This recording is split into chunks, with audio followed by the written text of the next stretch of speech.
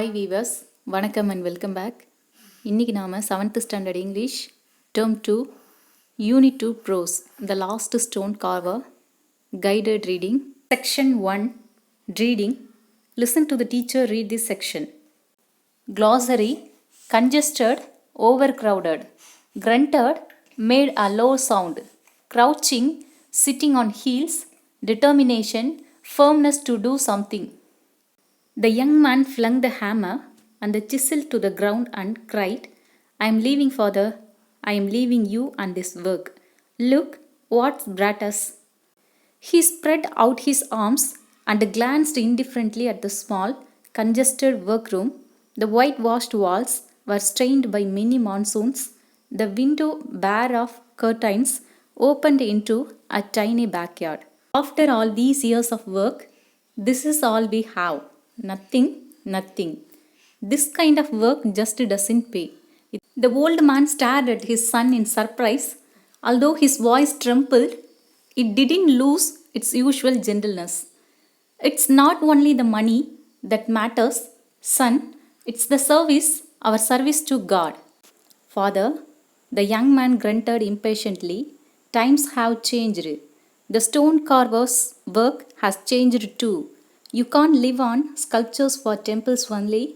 You have to mass produce like all the others in Agra. Come on, father, wake up. The lines around the man's mouth tightened. No, my son, this is the work I learned from my father, and he learned from his father. We have kept up this tradition for hundreds of years, and I hoped you would continue our work. No, father, the young man replied with determination. I am tired of working for a pittance for the committee of the temple in Srinagar. I am leaving, father. The young man moved angrily out of the room, leaving his old father crouching in front of a half-finished marble statue. He dropped his hands into his laps and closed his eyes. He began to pray and didn't even hear the hesitant goodbye his son called out from the door. Masterji, called Salim, the servant boy, entering the workshop barefooted. He held out a glass of steaming tea in his hand. Masterji, he asked once more, his voice filled with concern. The old man looked up. His face was ashen. He looked tired. He called the boy to come closer and motioned him to sit down. Salim, he said gently, soon I will be the last stone carver here. All the others would have gone to Agra. There they are turning out cheap candlestands, paperweights, and ashtrays by the dozens. They are making money, but they are betray our skill, our age-old tradition. Now Gopal has also gone. I will have to finish this sculpture alone, and with the help of God, I will do it, Salim.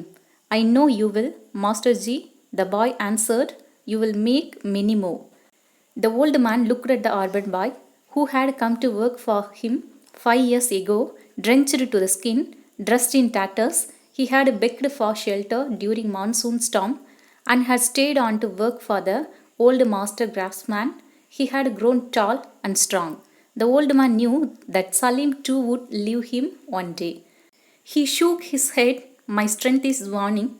I can't work with the chisel like I used to. Carving takes too long, much too long. Then he straightened up and said with fresh determination, I will have to finish this work, and surely I will.